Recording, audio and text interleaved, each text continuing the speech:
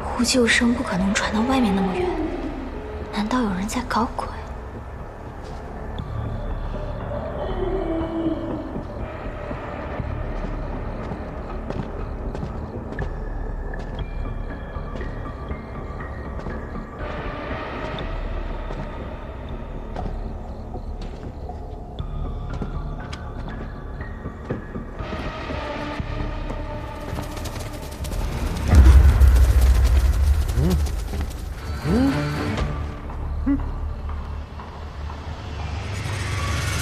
小胖胖，小胖胖，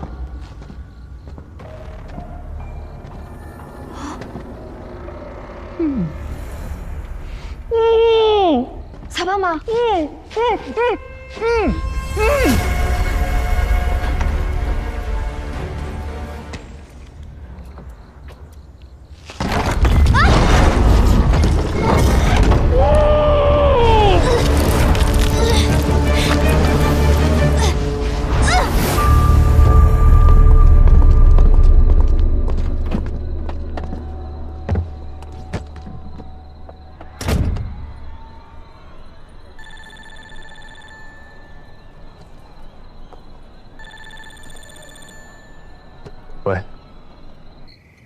我跟你说啊，尹二马的爷爷告诉了尹二马，观星台能测7根心茧的动向。喂，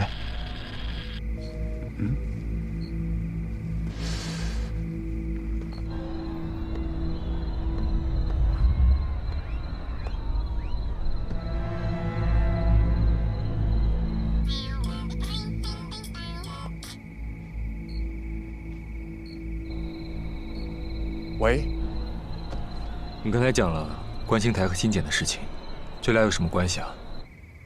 我现在怀疑7根心茧跟天魁七星有关。天魁、七星，外星来的，搞太大了吧？我猜测，观星台上的7颗星星啊，1颗星对应1根心茧，依靠明暗来反映心茧是否现实。照你这么说，那观星台上应该亮4颗星才对。现实是有5个还亮着的，5个。你还记得向思兰说过的那个男人吗？是那个男人让我这么做的。他说：“这游戏啊，不能只你一个人玩，还有别人等着上场呢。”哎，小萝卜，我跟你说啊，这根可能更加难搞。你发现没有？他会主动跑去找别的，而且会改变他们的想法，所以这根更厉害，你明白吗？哎，你们最近那边有没有什么奇怪的事情发生啊？什么意思？更高级，更高级，不懂啊？他有可能会使用计谋，比如说主动出击。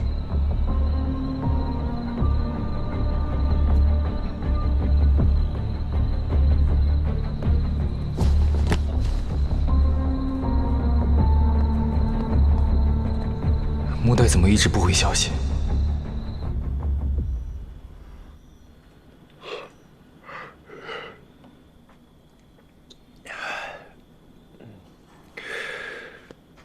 谈恋爱的人真是没救了，打个电话打那么久，不等了，睡觉去了。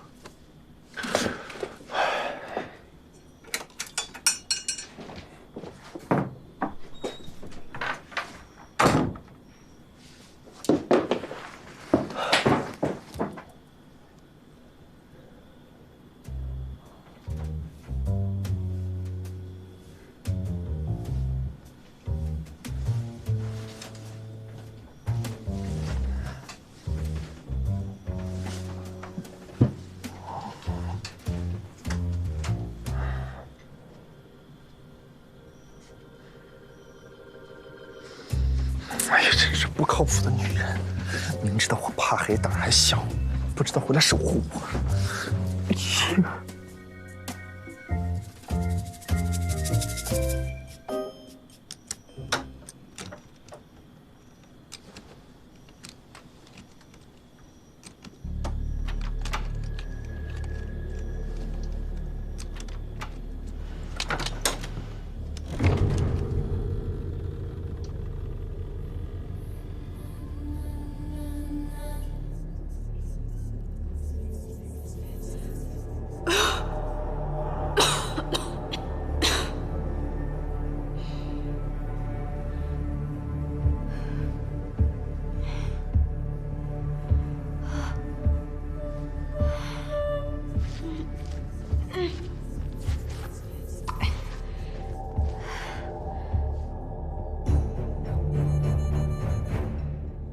我这是在哪儿啊？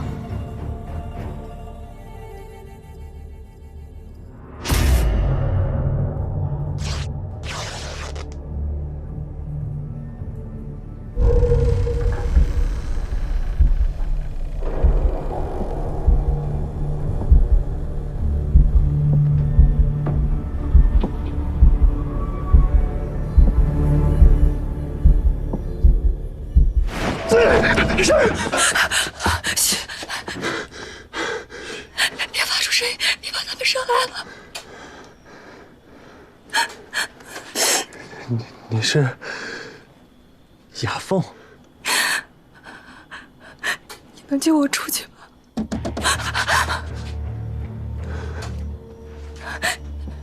你千万别相信他们，千万别相信他们。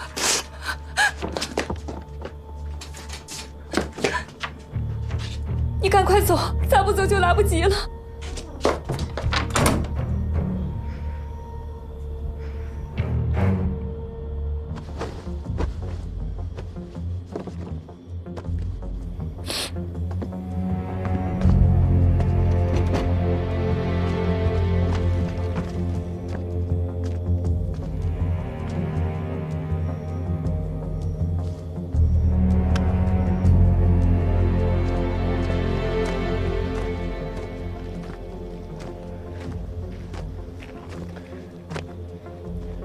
小老板娘，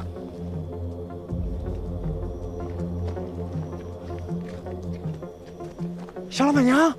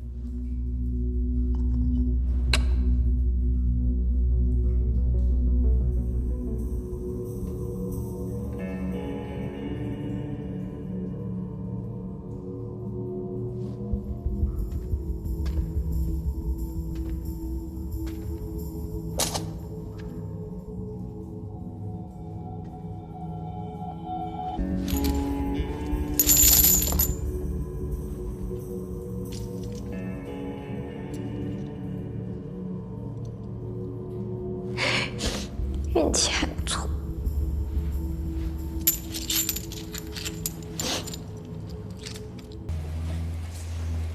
青山，就这个台前这儿再做2桌，这样子的，你看行不行？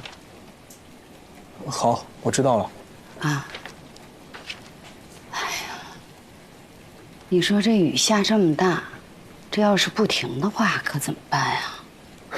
婶儿，这婚礼当天要是下雨啊，那也是喜雨，咱可不能嫌弃。行。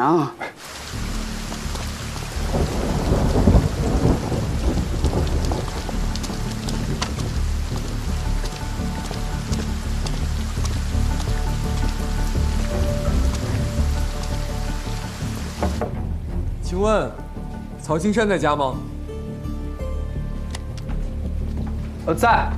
请问您有什么事吗？您是曹青山？对，我是曹青山。我来找朋友，昨天到的，一男一女。青山，那你们聊，我再对一对啊。那麻烦您了，婶儿。哎，没事儿。来，我们来这边聊。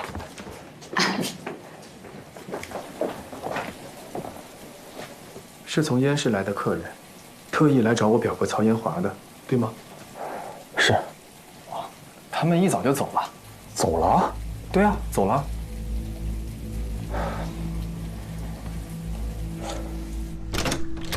他们是跟我说过住2天就要走的，但是我没想到会这么快。昨天刚办来的住宿，今天早上过来一看呢，人就已经不见了。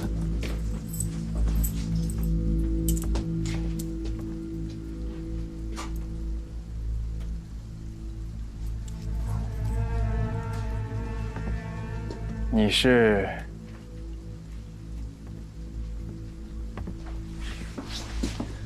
我姓罗，也是曹延华的朋友。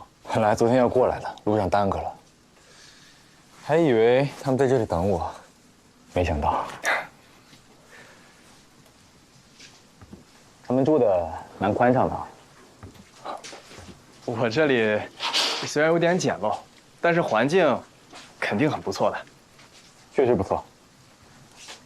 罗大哥，我看这雨好像也没有要停的意思，不如这样吧，今天晚上你先住在这里，反正大表哥的朋友啊，就是我的朋友。那我就不客气了，打扰了。不打扰。不过话说回来，你们都是我大表哥请来当陪客的吗？为什么我大表哥到现在也没有露面啊？可能他想在婚宴上给你个惊喜，说不定呢。也对，婚宴上面人那么多，我大舅啊说什么也不好揍他了。哎，我那2个朋友，他这2天有没有跟什么人聊过天啊？有啊，跟金花姐。金花姐？哦，就是曹金花，他们当时聊得还挺久的。哦，那他还见过什么人吗？还有，那姑娘还见了我们家雅凤。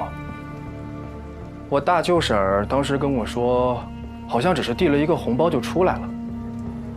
哦，不好意思啊，雅凤就是我的未婚妻。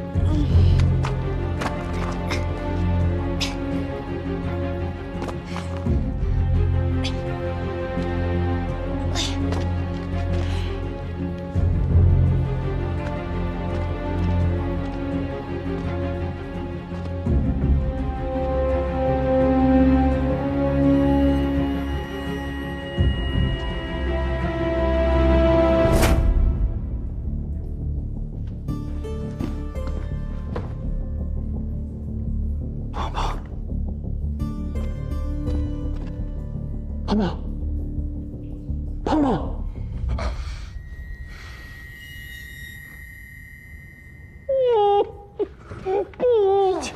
救命啊！救了！青山，你把刀放下，你别过来！放下！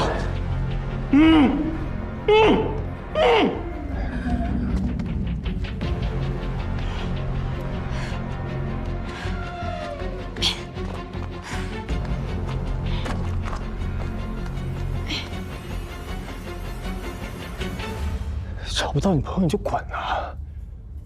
为什么非要来找死啊？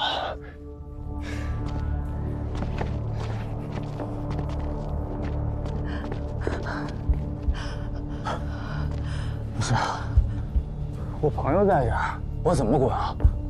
我要走了，不太想道一把。这样吧，我现在走还来得及吗？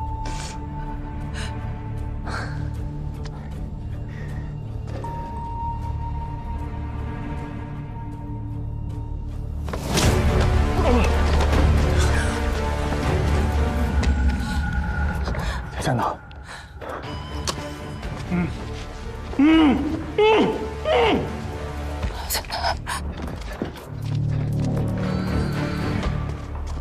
木蛋呢？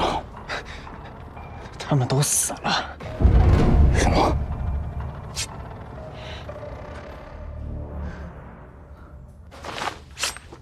你再说一遍。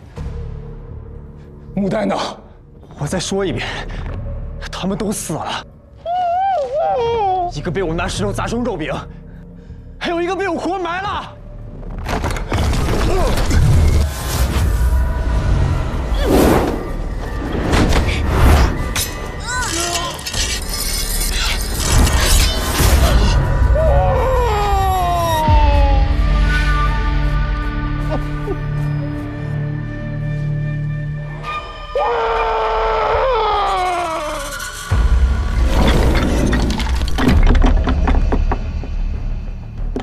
雅风，老人，身体放松，不要乱动，让匕首撑不了太久。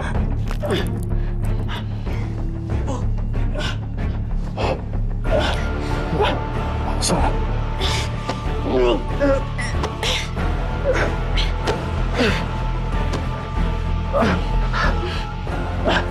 蛋，我包了个绳子，拿出来系我腰上。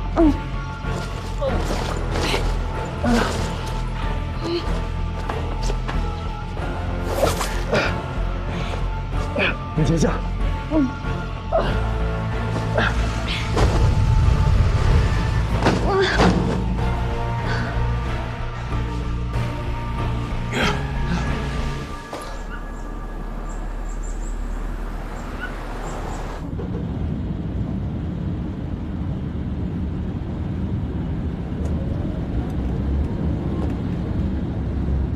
你说雅凤怎么就看上了青山呢？她不是一直都说想找个有钱人吗？谁知道呢？八成疯着玩够了，找个老实人嫁了吧？哎，你知道吗？我听说呀，还是雅凤主动追求青山的。真的吗？你说他图啥呢？不会是青山给他下蛊了吧？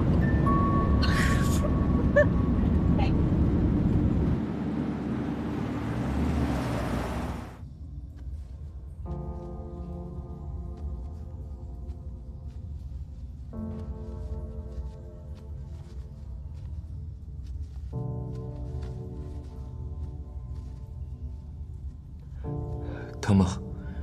如果疼的话，就把头转过去。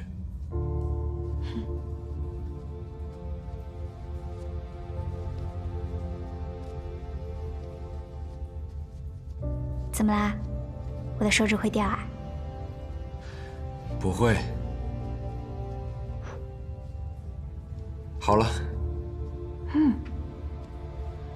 我发现你每次带的装备都挺全的。以前习惯了，有备无患嘛。这样重新包一下舒服多了。哎，他们好像戴了小帽子哎。哎呀，好痛！这回他们可是立了大功，等回去之后，我要给他们天天涂护手霜，然后做一个美美的指甲。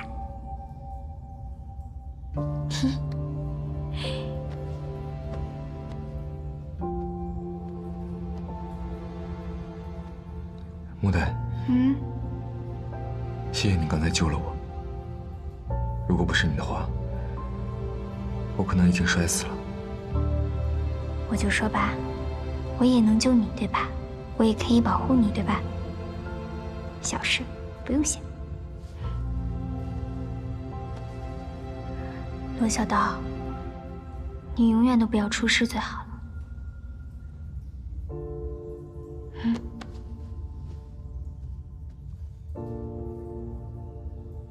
你是怎么掉下来的？哦，我听到有人喊救命，然后就把我引到这儿来了。我看到曹胖胖被绑着，嘴里叼着东西，我就知道山洞有人。我想拿石子打他，他就躲在那个石头后面。我刚一瞄准脚下，一空就掉下来了。果然是同一个套路，看来整件事情就是青山策划的。雅凤是他的帮凶。雅凤。刚才青山挟持雅凤进来，我把雅凤给救了，结果你猜怎么着？是他把我推下来的。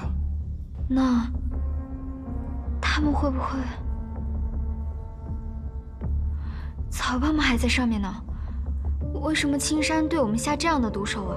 我们又跟他无冤无仇的，曹胖胖还是他表哥呢。你说呢？心姐，我用血测试过雅凤，她当时没有反应。青山应该没有用心检的力量对她施加精神控制，也许只是简单的洗脑。那曹胖胖呢？他们会不会对曹胖胖不利啊？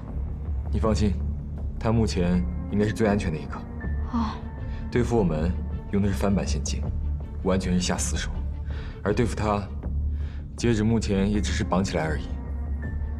或许是念在亲情的情分，没有杀他。但现在最担心的还是13000。13000会不会？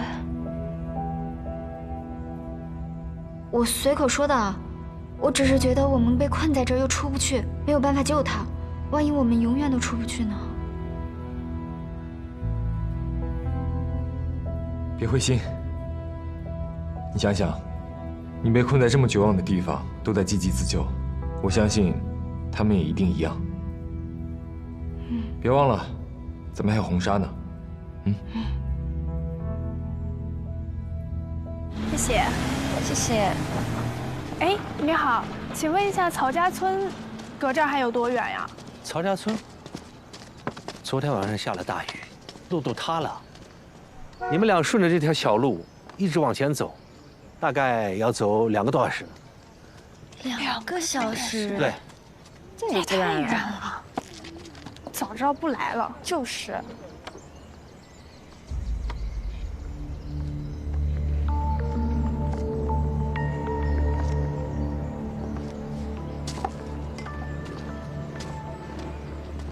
老板，您刚刚说的坍塌的路在哪头啊？我想问一下，我能不能从山上翻进村啊？翻进村？对。哎呦，姑娘，你胆子可真大，翻山多危险！昨天晚上下大雨，到处都会有落石，你还是安心走大路吧，安全。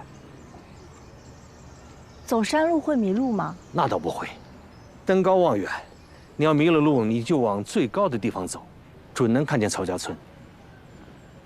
行，谢谢啊。哎，小心点啊！哎。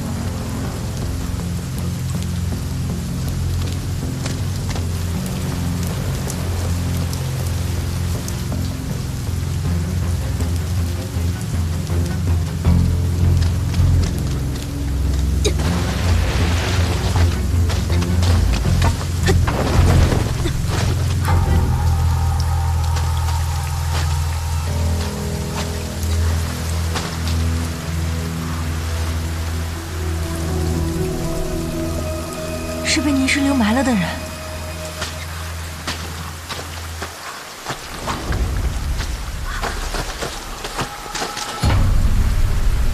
13000。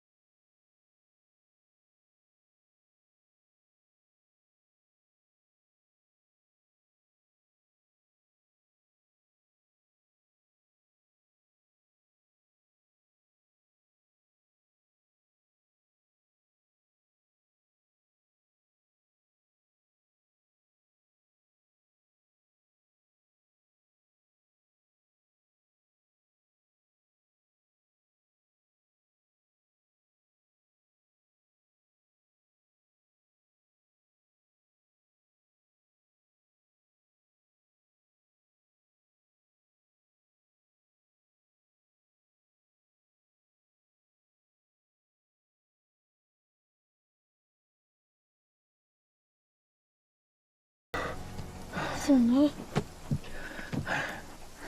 你没事了？你现在感觉怎么样？好不容易死里逃生，我醒来就看他这个样子，我差点给我吓回去。睡吧。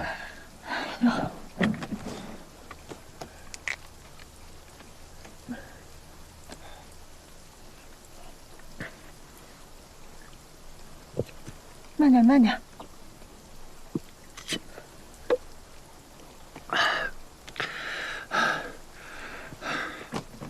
你怎么来了？罗任给我打电话说你们都失联了，他昨天进的村，我现在也联系不到他。我还没到呢，刚进村，半路遇到你。对，青山有问题。那欣姐，怕不是就在她身上。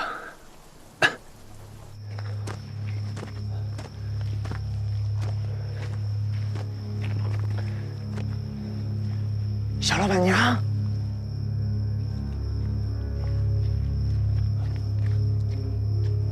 小老板娘，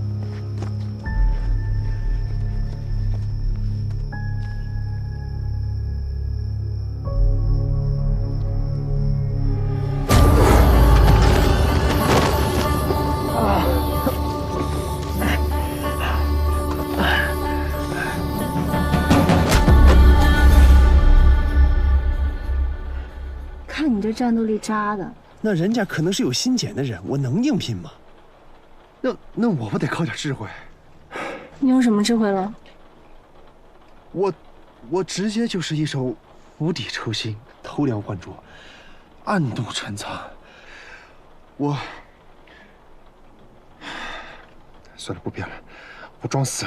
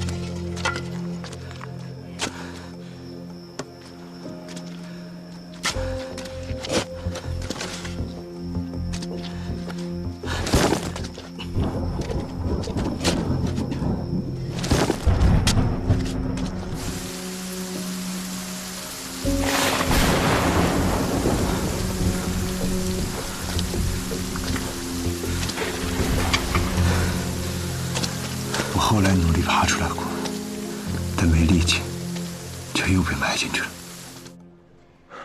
那你醒来看到自己在罗刃车里，是不是激动到不行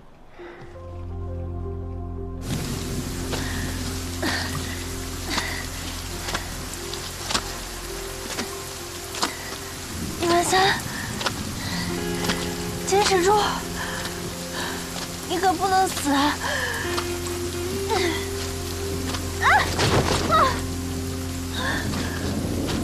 ！130。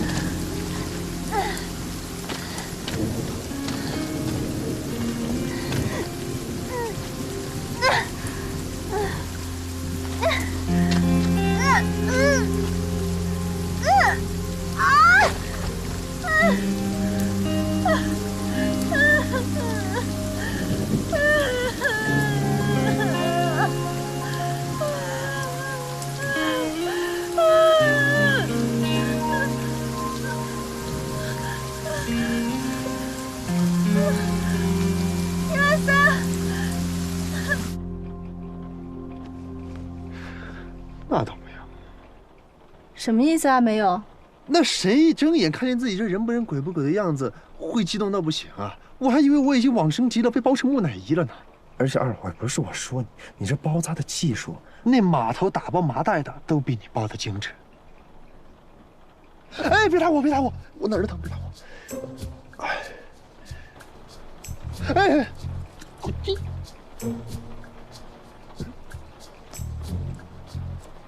看到没？我不削你，就有老天帮我修你。是，我不细致，你细致，你最细致了。那你拆了，重新包呗。你包的好，你包的最好，我就喜欢你这样包的。哼。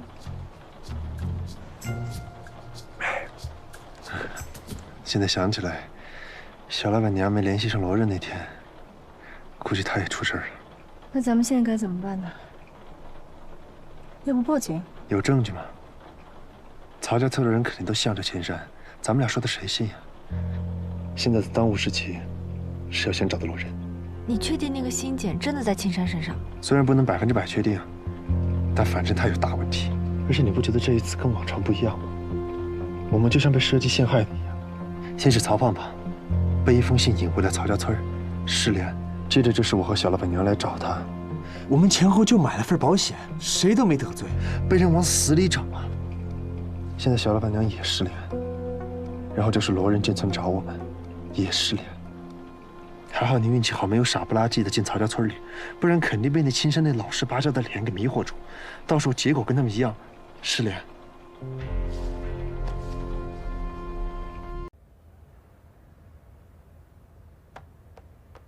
我急需货，见到回信。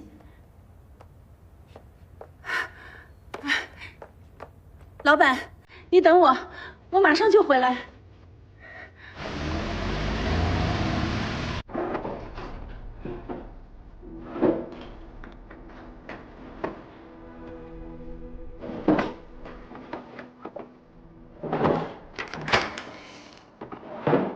回来了，丁主管。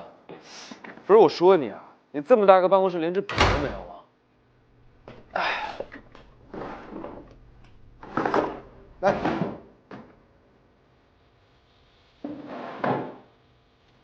谢谢啊。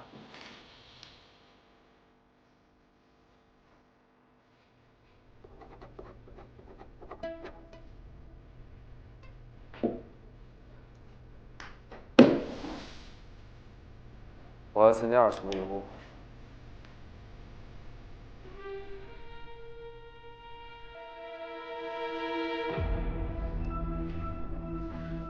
你怎么知道？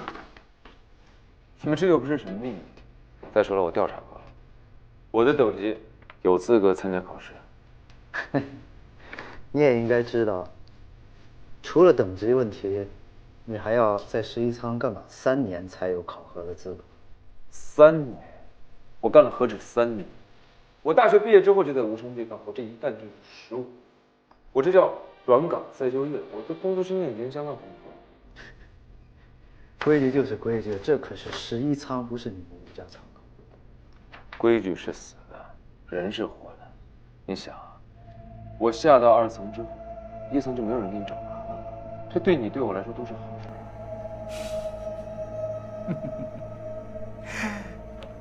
我知道，你想下2层是为了继续解开你那些未解之谜。不管你想干什么，只要不破坏规矩，跟我又有什么关系？可是，如果我给了你考试的资格，那破坏规矩的人就是我，这对我又有什么好处？再说了，其实我挺喜欢你的。我不怕你给我麻烦。那没办法，那你就继续喜欢我吧，我接着给你添堵。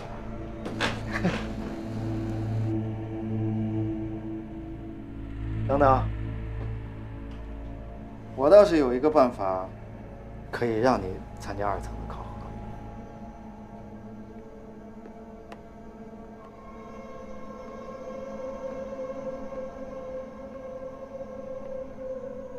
如果你考核失败了，就离开11仓。我用这个理由去说服跟你同时参加考核的人，让他们不计较。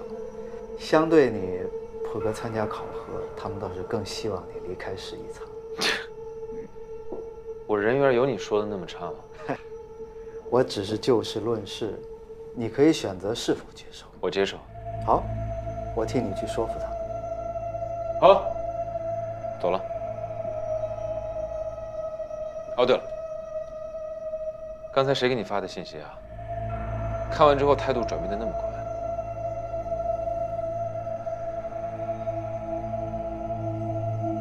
算了，管他谁给你发的信息，反正我告诉你啊，这个考试我一定会通过的。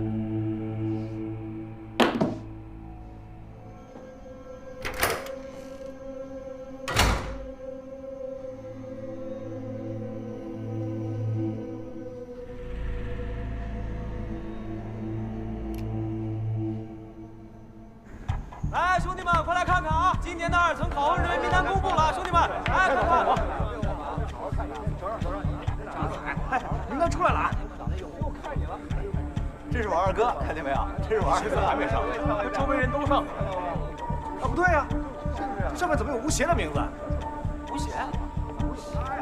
这不是新人吗？入山没满3年，哪来的资格？我说就是，怎么会有他呢？不对啊，我2哥都入职多少年了，他才干这年，这不对劲吧？走。来，今年的2层考核啊，辅导费交钱最后一天啊，想过的赶紧来。今年的录取比例可能最低，1比7，1比7啊！我也报这个。哎，还有吴邪啊！哎，你交不交钱？哎 ，OK， 好。哎，还有没有啊？哎，有吗？吴邪才来1个月，他凭什么参加2层考试啊？这些是你该过问的事情吗？可这坏了规矩啊！你总得给大家一个交代吧？他是考不上的，考不上就要离开11仓，离开了就不算坏了规矩。你要是怕输，就趁早退出，跑到这儿来大喊大叫，丢人现眼。我会输给他？您看着，这次我会让他生不如死。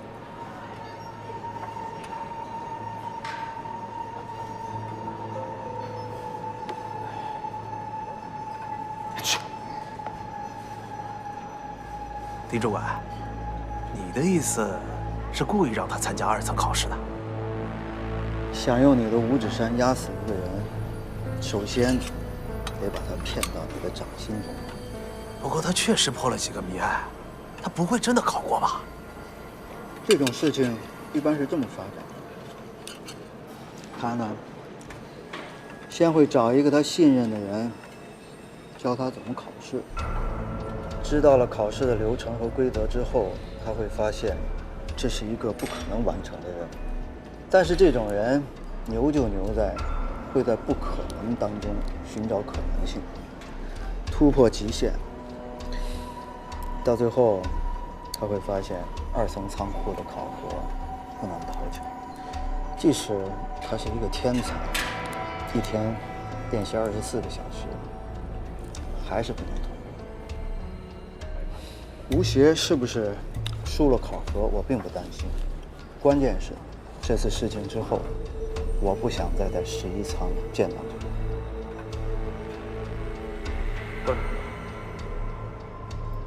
我已经给李家乐点了一把火，你再去烧一把，这次考核将会非常精彩。李主管，考。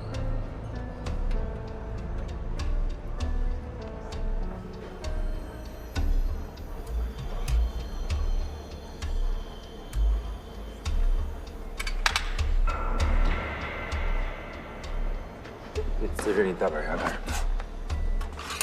小三爷，你太厉害了，这么快就拿到考试资格了。嘘，稍微低调一点。走。真正的困难现在才开始呢。哎，你不是参加过2层考试吗？嗯，挑尖是什么意思？你给我讲讲。挑尖就是取货。在1层仓库里找到指定编码的货箱，在最短的时间内找到最多的货箱，谁就获胜。我赢的几率有多少？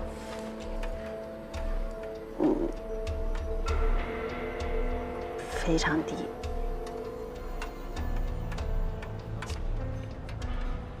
这样吧，等到晚上下班之后，我带你去，到时候你就知道。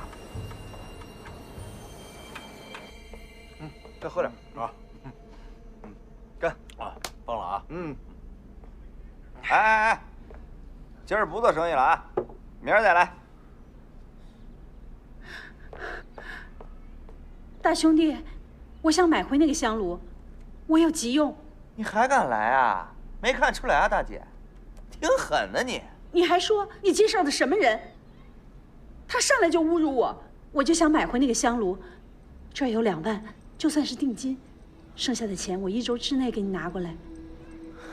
哎，我给你捋一捋啊，你把我介绍给你的老板给打了，害我损失一个大客户。现在拿着2万来买我几10万的货，你这是想拿我寻开心呢，还是拿我真当冤大头呢？啊！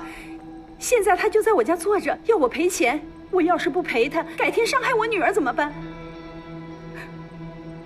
大兄弟，你也有家人，也有孩子是吧？大姐，我们都是小本生意，经不起您这样的折腾。您女儿危险，我女儿啊，今儿晚上还没钱吃饭。卖她的东西，你空口白牙就往回要，您这是让我变魔术呢啊！赶紧走吧，大姐。东西不在我这儿，您赶紧去别处找去。啊！哎，别在这耽误正事儿了。能帮啊，我们一定帮，但生意不是这么做的，啊！哎，去，哎，继续，来，继续啊！来啊！甭管他，你看，出去玩，来，先发你啊！来，我来啊！新货到了。哪个地方拿货？还是同样的大鹏鸟标志。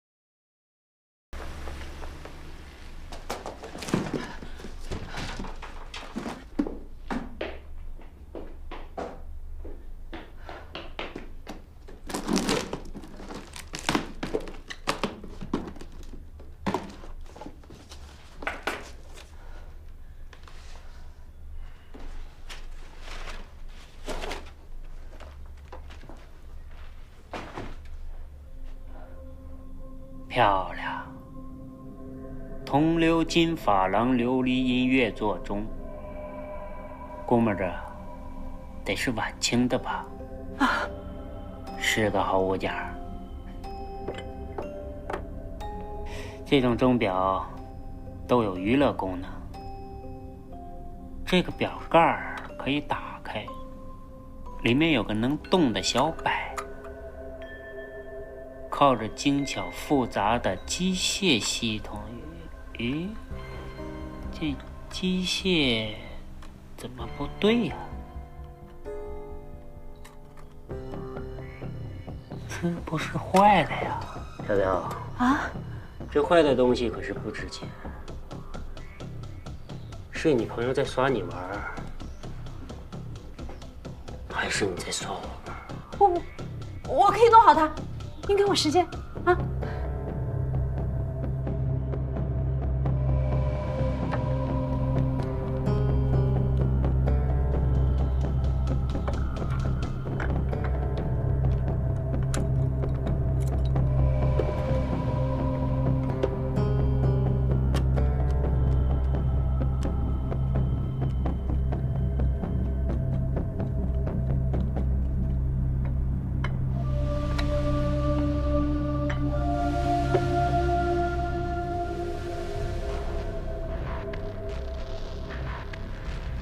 一个开洗头店的小姐姐能有这手艺，行内人啊。其实我本家也是从事这一行的，我从小就学过古董鉴定和修复。漂亮，看来你也是家里遇到什么事儿才沦落至此的吧？东西我就带走了，免得吵到小朋友。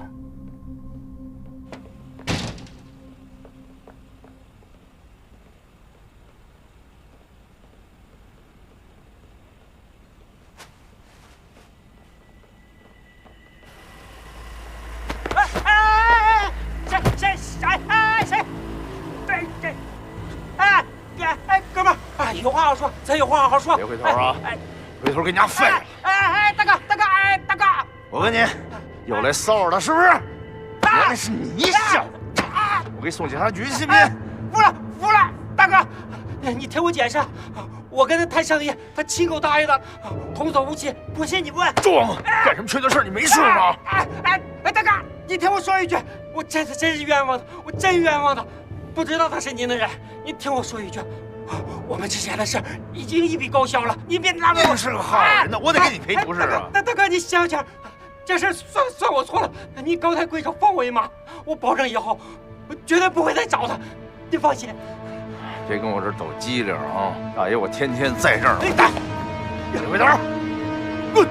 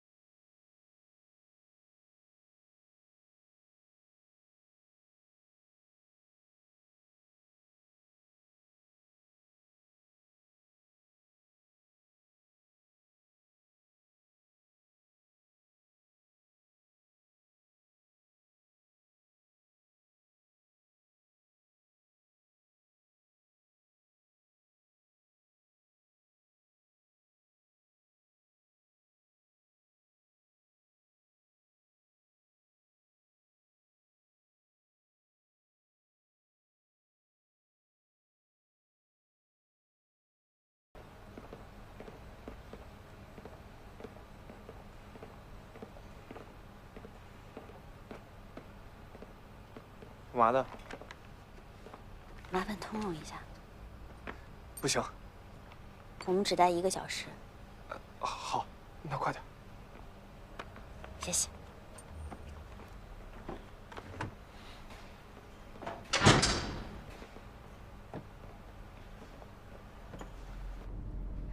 每年考核的前几天啊，都是掌灯挣外快的时候，但是他也是冒了很大的风险才放我们进来的。如果被发现了，马上开除。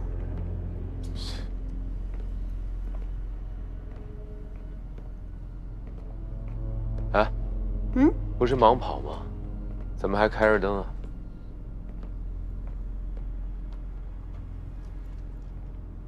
戴上试试。这么难看？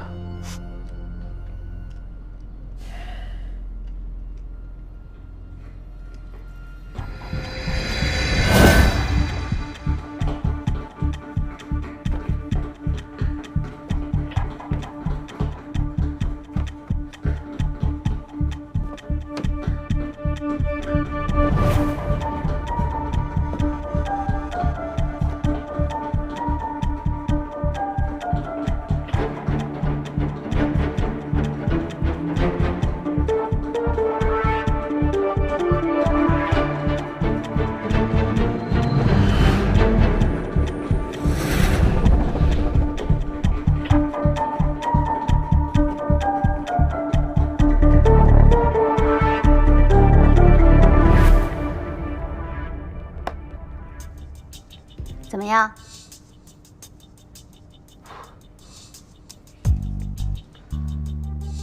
哇！小三爷，你对1层仓区了解多少？1层仓区，我在员工入职手册上面看到过，1层仓区的存货量有数10万只多，然后按照28个新秀划分为28个仓区存货，每次都要由丁主管下发出入库名单。然后盲跑者按照这个名单去存货和取货。那你对马货体系了解多少？马货体系，你知道你就说呗，你总问我干什么？马货体系简单来说，就是以一颗启明星作为原点，建立的一个3维立体坐标。启明星，你看，那颗最亮的就是启明星。无论你要找哪件货物，都要站在这颗启明星下作为原点寻找。每个货物都有3个数字来表示它的存货位置。比如，你想找一个10位置的货物，你就要往北数10个光点，然后再往东数10个光点，最后从下往上再数10个光点，就是你要存货的位置了。你这个存货的逻辑我是听明白了。但是你们这个仓库这么大，我又不熟悉这里的环境，那我盲跑的时候很容易就迷失方向，那我马货的速度一定就很慢啊。那是因为你还不知道其中的诀窍。诀窍？跟我走吧。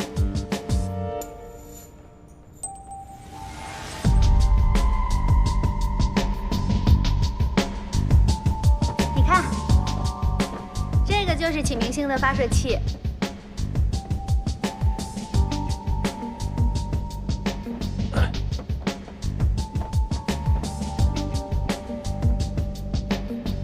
我刚刚说的诀窍就在头顶的这片星空里。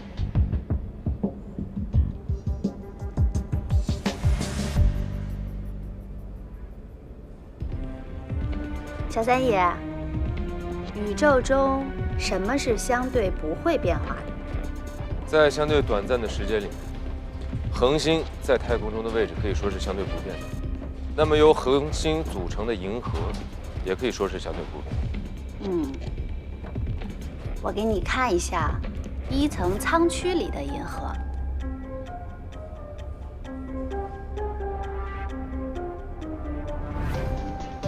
看，是个羽毛的形状。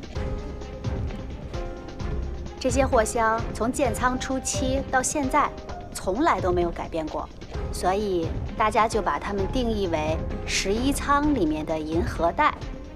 熟悉的员工可以通过这个银河带迅速找出自己与货箱之间的位置。你看，他们可以确认启明星到银河带中各个光点的间隔数，这样他们在盲跑的时候就不用一个一个光点去数了。他们只要迅速地确认自己与这些货箱在银河带中最近的光点的位置，然后再寻找货箱就可以了。啊，原来是这样。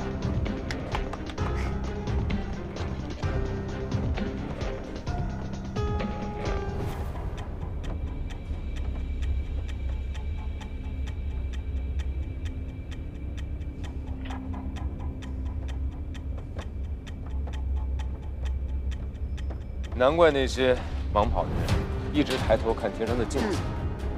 也就是说，银河就是一个位置提示，只要可以记住银河的具体位置坐标，就可以很容易的找到货。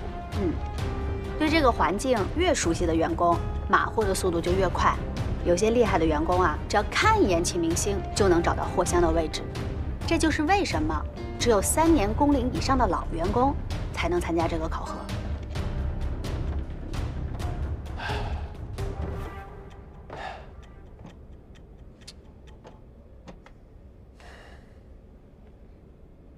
现在考试还剩下1周的时间，我觉得我应该可以学会。学会是一回事儿，可是这次考核的重点是比拼马货的速度。你有信心快得过那些跑过3年以上的老员工吗？试过才知道。备考第1步，你要把银河上面所有的点，整个这个区域的位置全部记清楚，千万不要记错，而且能够顺利的找到。这里，这。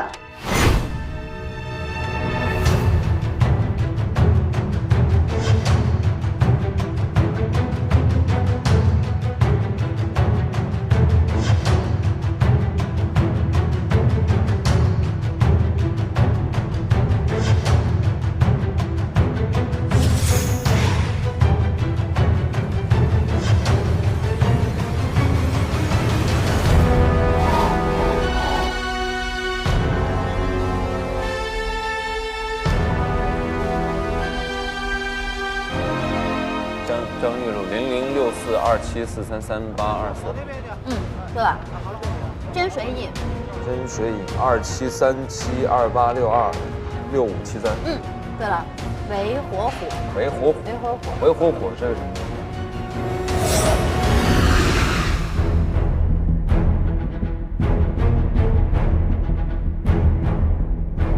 ？272803752403。对。03330333170200040333170004。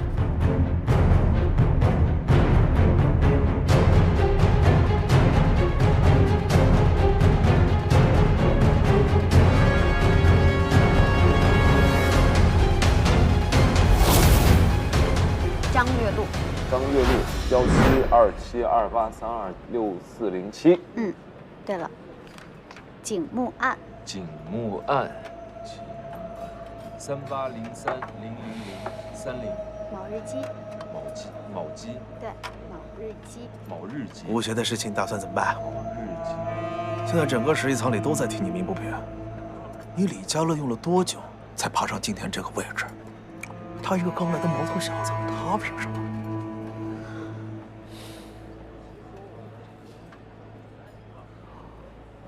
他下一次晋级，就到了你这个位置了。11仓本来名额就不多。考试的时候不会让他输。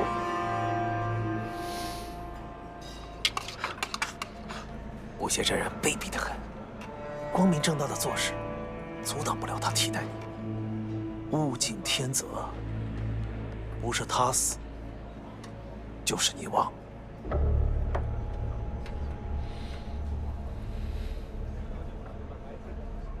丁主管和他有个约定，如果他输了这次比赛，他就必须滚出11仓。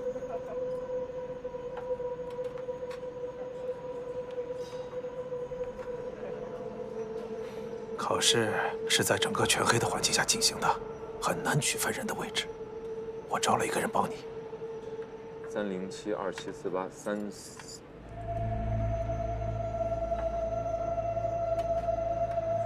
他是11仓里听力最好的一个人，一定帮你成功。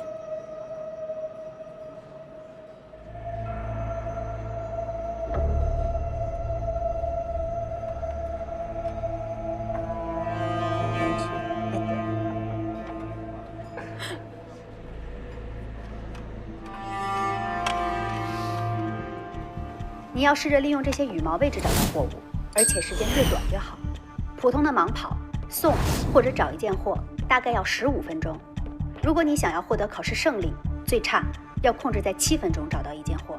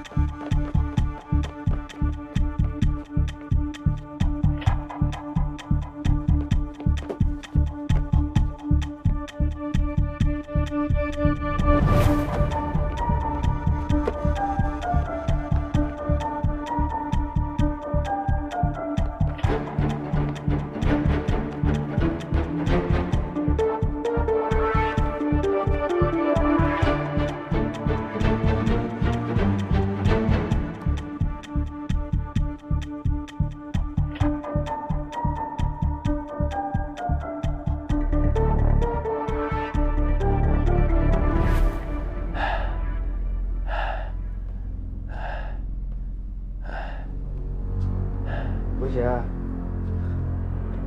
没事吧？没事，就眼睛一直盯着光点看，有点晕。习惯就好。哎，地上凉，回屋歇着吧。不行，动不了了，再躺会儿。来，喝点水。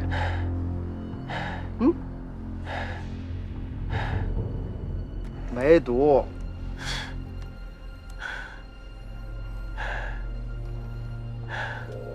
怎么样？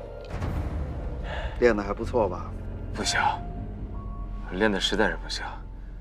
我觉得我肯定考不上。嗨，以一个新人来说，你练成这样已经相当不错了。加油！万一考上了，你就再也不用再见我了。别放弃，继续努力。加油！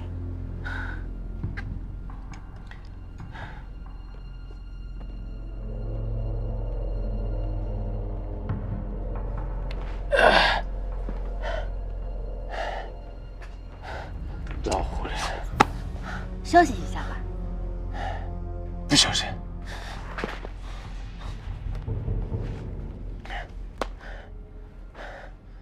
我就不行了。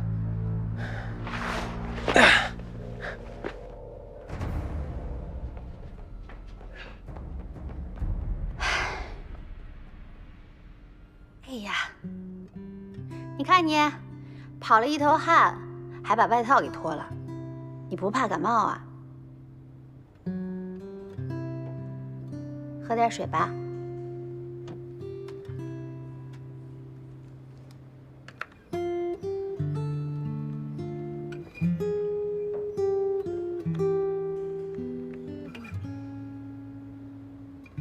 你怎么了？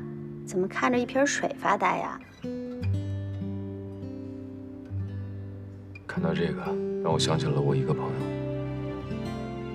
只要他在的时候，不管做任何事情，好像都没那么困难。男的女的？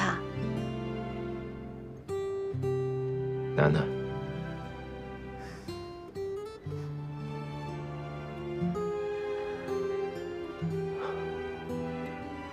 我明明已经记住所有货物的坐标了，但是我一进货仓的时候，我还是会迷失方向，还是找不准路。我根本没有办法在7分钟之内完成这个任务。别气馁嘛，别人都是花3年时间练习，你只有1周的时间，这个我们也没有办法。你现在这样已经很不错啦。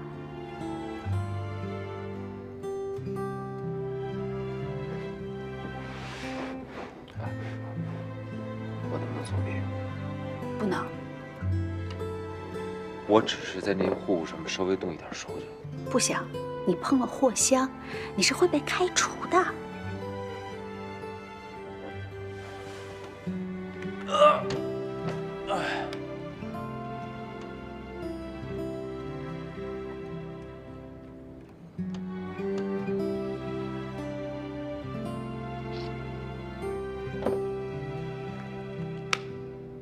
我啊，以前每次不开心的时候，也会跑到这上面来躺着，然后就想象着自己躺在一艘大船的甲板上，飘扬在一片星海里，看着海洋里这个各种各样的生物，我就觉得世界那么大，我那么渺小，我那些烦恼更微乎其微了。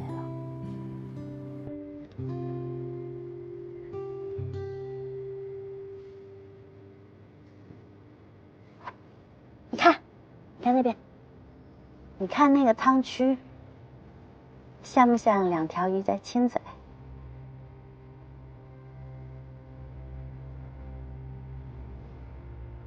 不像。那你看那个，你说那个像什么？忘了。你笑什么呀？明明人家是魔鬼鱼。魔鬼鱼？你还挺浪漫的。要说浪漫，是设计这个规则的人了。怎么说？你知道这片银河的来历吗？你说呀。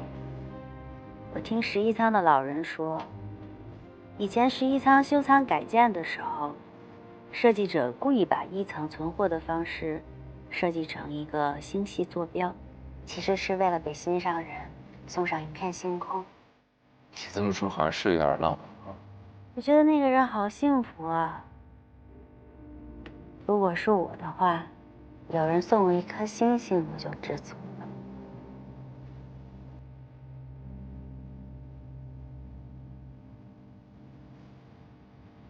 星星有什么好的？星星跟人一样，在浩瀚的宇宙当中啊，就是一粒灰尘，特别渺小。可是对于我来说，它就是唯一的，就像启明星一样，无可替代。你刚才说什么？嗯？我说你上一句说的是什么？它是唯一的，下一句呢？就像启明星一样无可替代。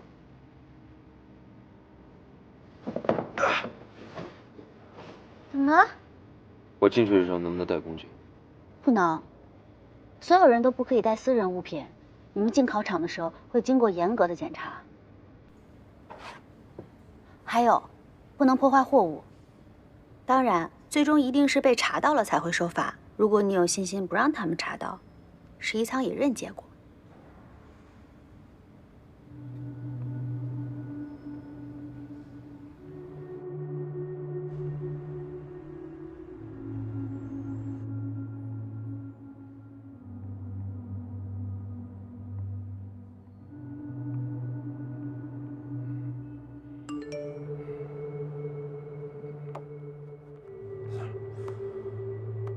老板，再给我一次机会吧。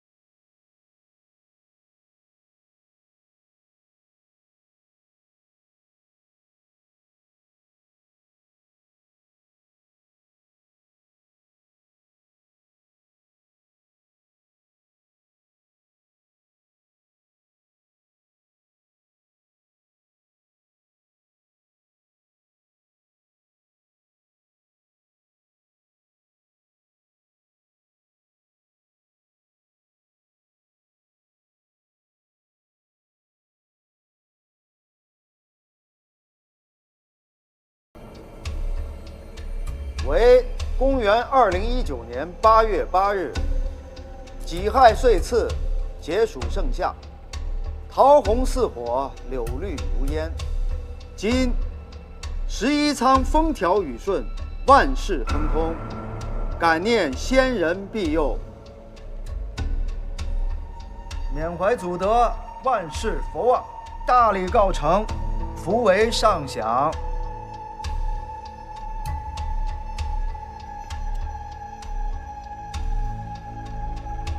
各位，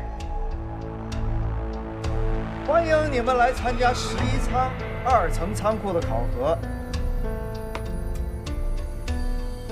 这次考核的内容如下：